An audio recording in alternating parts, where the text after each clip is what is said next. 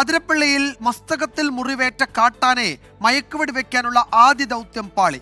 പടക്കം പൊട്ടിച്ച് തുരുത്തിൽ നിന്ന് മാറ്റിയതോടെ ആന പരിഭ്രാന്തനായി ഓടി. 2 സംഘങ്ങളായി തിരിഞ്ഞ് ദൗത്യം തുടരുകയാണ്. ആന ഉൾക്കാട്ടിൽ നിലയുറപ്പിക്കാതെ ഓടുന്ന സാഹചര്യമാണ് ഇപ്പോഴും ഉള്ളത്.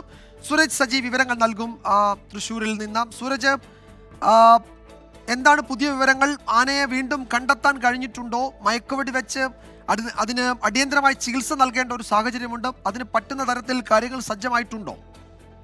നടക്കുന്ന മേഖലയിലാണ്. പക്ഷേ ദൗത്യസംഘം ഉച്ചയൂണിന് വേണ്ടി താൽക്കാലികമായി ദൗത്യം അവസാനിപ്പിച്ചിരിക്കുന്നു. ഈ മേഖലയിൽ നിന്ന് ഈ ദൗത്യസംഘത്തിന് നേതൃത്വം കൊടുക്കുന്ന ഈ ഡോക്ടർ അരുൺ സക്രി അടക്കം ഇവിടെ നിന്ന് ഉച്ചഭക്ഷണം കഴിക്കുന്നതിനായി മടങ്ങുകയും ചെയ്തു.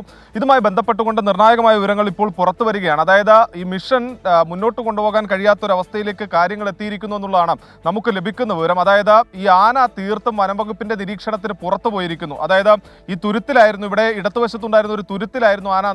രാവിലെ നമ്മൾ ദൃശ്യം കാണിക്കുന്ന സമയത്ത് ആന ഉണ്ടായിരുന്നത്. പക്ഷെ അവിടെ നിന്ന് പടക്കം പൊട്ടിച്ച് ആന ഈ റബ്ബർ തോട്ടത്തിലേക്ക് കയറ്റാൻ ഒരു ശ്രമം വനംവകുപ്പ് നടത്തി. പക്ഷേ അത് പാളുന്നു. പരിഭ്രാന്തിപ്പെട്ട ആന ഈ പടക്കം പൊട്ടിയതോടുകൂടി ഓടി ഈ റിസർവ് വനത്തിലേക്ക് കയറുകയായിരുന്നു എന്നുള്ളതാണ് വനംവകുപ്പ് പറയുന്നത്. പക്ഷേ വനംവകുപ്പിന്റെ ജീവനക്കാരടക്കം ഈ ആനയെ പിന്തുടർന്നെത്തിയെങ്കിൽ പോലും ആനയെ പിന്നീട് കണ്ടെത്താൻ സാധിച്ചിട്ടില്ല. അതുകൊണ്ട് തന്നെ ഈ ദൗത്യം മുന്നോട്ട് കൊണ്ടുപോകാൻ കഴിയാത്തൊരു സാഹചര്യമാണ്. ഇപ്പോൾ ഉച്ചഭക്ഷണത്തിന് വേണ്ടി ദൗത്യം അവസാനിപ്പിച്ചിരിക്കുന്നു. പക്ഷേ 4 മണി വരെ മാത്രമായിരിക്കും അങ്ങനെയെങ്കിൽ ഈ ദൗത്യം മുന്നോട്ട് കൊണ്ടുപോകാൻ കഴിയുകയുള്ളൂ എന്നുള്ളതാണ് അറിയിക്കുന്നത്. ഇപ്പോൾ നിലവിൽ 2 സംഘങ്ങളായി തിരിഞ്ഞായിരുന്നു ആദ്യഘട്ടത്തിൽ തിരച്ചിൽ നടത്തിയിരുന്നത്. അത് കൂടുതൽ സംഘങ്ങളായി വർദ്ധിപ്പിക്കാൻ ഉച്ചയ്ക്ക് ശേഷം തീരുമാനിക്കുന്നു. പക്ഷേ 4 മണിയോടുകൂടി ലൈറ്റ് ഉൾപ്പെടെ നഷ്ടപ്പെടുന്ന ഒരു സാഹചര്യം, അതായത് ഇരുട്ട് വീണു തുടങ്ങുന്ന ഒരു സാഹചര്യമുണ്ട്. സ്വാഭാവികമായും ഈ ദൗത്യം മുന്നോട്ട് കൊണ്ടുപോകാൻ കഴിയില്ല. അപ്പോൾ ആന നിരീക്ഷണ വലയത്തിന് പുറത്തു പോയത് ഈ ദൗത്യം തന്നെ മുന്നോട്ട് കൊണ്ടുപോകാൻ കഴിയാത്തൊരു സ്ഥിതിയിലേക്ക് കൊണ്ടുചെന്ന് എത്തിച്ചിരിക്കുകയാണ് വിജയകുമാർ. യെസ്, ആന ഉൾവനത്തിലേക്ക് വലിഞ്ഞു എന്നും 4 മണി വരെ മാത്രമേ ശ്രമം തുടരാൻ കഴിയൂ എന്നും DFO ആർ ലക്ഷ്മി പറഞ്ഞു. എന്താണ് DFO പറഞ്ഞതെന്ന് കൂടി നമുക്ക് പരിശോധിക്കാം. സൂരജ് തുടരുക, സൂരജിലേക്ക് വരും. അതിനു മുമ്പ് DFO എന്താണ് വിശദീകരിച്ചതെന്ന് കേൾക്കാം. ഇല്ല, ഇന്നത്തേത് നമ്മൾ ആനയെ സൈറ്റ് ചെയ്തു. ആനയെ ഒന്ന് ഓടിച്ചൊന്ന് കയറ്റി ഒരു കംഫർട്ടബിൾ സ്ഥലം നോക്കി ഡാർട്ട് ചെയ്യാനായിരുന്നു ഉദ്ദേശം. പക്ഷെ അപ്പോഴത്തേക്ക് ആന മുകളിലേക്ക് റിസർവിലേക്ക് പോയിരിക്കുകയാണ്, കാട്ടിലേക്ക് കയറി പോയി.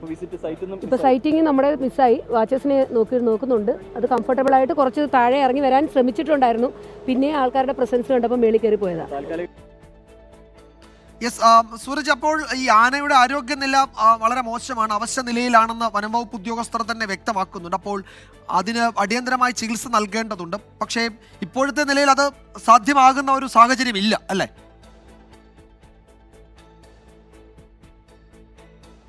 സംസാരിച്ചപ്പോൾ അദ്ദേഹം തീർത്തും പറയുന്ന ഒരു കാര്യമുണ്ട്. ആനയുടെ ആരോഗ്യസ്ഥിതിയിൽ അതീവ ആശങ്കയുണ്ട് എന്നുള്ളത് തന്നെയാണ് ഇന്ന് അരുൺ സക്രി അടക്കം പറഞ്ഞത്. രാവിലെ അതിനുശേഷമാണ് ഈ ആനയുടെ ആദ്യ ദൃശ്യങ്ങൾ, അതായത് ആന എവിടെയാണ്, ആനയുടെ ആദ്യ ദൃശ്യങ്ങൾ ഉൾപ്പെടെ പുറത്തുവിട്ടത് 24 ആണ്. ആ സമയത്ത് ആന ഈ ചാലക്കുടി പുഴ മുറിച്ചു കടക്കുന്ന സമയത്തടക്കം ആനയ്ക്ക് കൃത്യമായ ശാരീരിക അവശതകൾ ഉണ്ടായിരുന്നു. അതിന്റെ ശരീരത്തിലടക്കം ഈ അവശതകൾ പ്രകടമായിരുന്നു.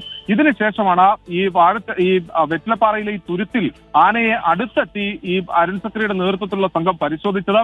അപ്പോൾ ആനയുടെ ആരോഗ്യസ്ഥിതിയിൽ വലിയ ആശങ്കയുണ്ട്. പ്രത്യേകിച്ച് ഈ വ്രണത്തിൽ നിന്ന് പഴുപ്പ് അടക്കം ഒലിച്ചിറങ്ങുന്ന ഒരു സാഹചര്യമായിരുന്നു. ഇതോടുകൂടി തന്നെയാണ് ദ്രുതഗതിയിൽ മയക്കുവെടി വെച്ച് ആനയ്ക്ക് ചികിത്സ കൊടുക്കാനുള്ള ഒരു തീരുമാനത്തിലേക്ക് എത്തിയത്. പക്ഷേ ആ തുരുത്തിന് ചുറ്റും ഒരു ഈ വെള്ളം കെട്ടി നിൽക്കുന്ന ഒരു സാഹചര്യമാണ്. ചാലക്കുടിപ്പുഴയുടെ നടുവിലാണ്. അപ്പോൾ സ്വാഭാവികമായി അവിടെ വെച്ച് മയക്കുവെടി വെച്ചാൽ ഈ തുമ്പിക്കൈ ആന ഓടുകയും പിന്നീട് ഈ തുമ്പി വെള്ളത്തിൽ മുങ്ങുന്ന ഒരു സാഹചര്യമൊക്കെ ഉണ്ടായാൽ ആനയുടെ ജീവൻ തന്നെ നഷ്ടപ്പെടും. അതോടുകൂടിയാണ് ഈ തുരുത്തിൽ നിന്ന് പടക്കം പൊട്ടിച്ച് ആനയെ ഈ റബ്ബർ തോട്ടത്തിലേക്ക് മാറ്റാനുള്ള ശ്രമം വനംവകുപ്പ് നടത്തിയത്. പക്ഷെ പടക്കം പൊട്ടിച്ചതോടുകൂടി വലിയ പരിഭ്രാന്തിയിലാകുകയും പിന്നീട് ആന ഉൾക്കാട്ടിലേക്ക് വലിയുകയുമായിരുന്നു. ഇതാണ് ഇപ്പോൾ ദൗത്യം ഒരു സങ്കീർണ നിലയിലേക്ക് എത്തിച്ചിരിക്കുന്നത്. അതോടൊപ്പം തന്നെ വിജയകുമാർ, ഈ കുങ്കിയാനകളുടെ അടക്കം സഹായം ആദ്യഘട്ടത്തിൽ തന്നെ ലഭ്യമാക്കുമെന്ന് വനംവകുപ്പ് പറഞ്ഞതാണ്. പക്ഷേ ഈ മിഷനിൽ കുങ്കിയാനകൾ ഉൾപ്പെടുത്താത്തതും തിരിച്ചടിയായെന്ന വിമർശനം ഈ വന്യജീവി സംരക്ഷകരുടെ അടുത്ത ഭാഗത്തു നിന്ന് ഉയരുന്നുണ്ട്. പക്ഷേ ഇത് സംബന്ധിച്ച് നമ്മൾ ഇന്ന് DFOയോട് വിശദീകരണം ചോദിച്ചിരുന്നു. അപ്പോൾ DFO പറയുന്നത് കുങ്കിയാനകൾ ഉപയോഗിക്കണമെന്ന് അരുൺ സക്രി ആവശ്യപ്പെട്ടാൽ ആ സമയത്ത് എത്തിക്കാൻ തങ്ങൾ തയ്യാറാണ്. ഒരു തരത്തിലുള്ള സാമ്പത്തിക പ്രതിസന്ധിയുടെയും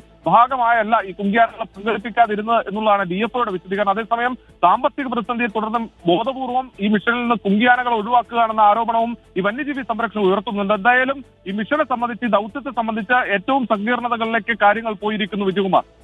യെസ്, ആന ഉൾവനത്തിലേക്ക് പോയി എന്നാണ് DFO അറിയിച്ചത്. വൈകിട്ട് 4 മണി വരെ ആ ശ്രമം തുടരും എന്നും DFO വ്യക്തമാക്കിയിട്ടുണ്ട്. ആന എവിടെയാണ് എന്നിപ്പോൾ ലൊക്കേറ്റ് ചെയ്യാൻ കഴിഞ്ഞിട്ടില്ല എന്നാണ് സൂരജ് സജി വിവരങ്ങൾ നൽകിയത് തൃശ്ശൂരിൽ നിന്ന്.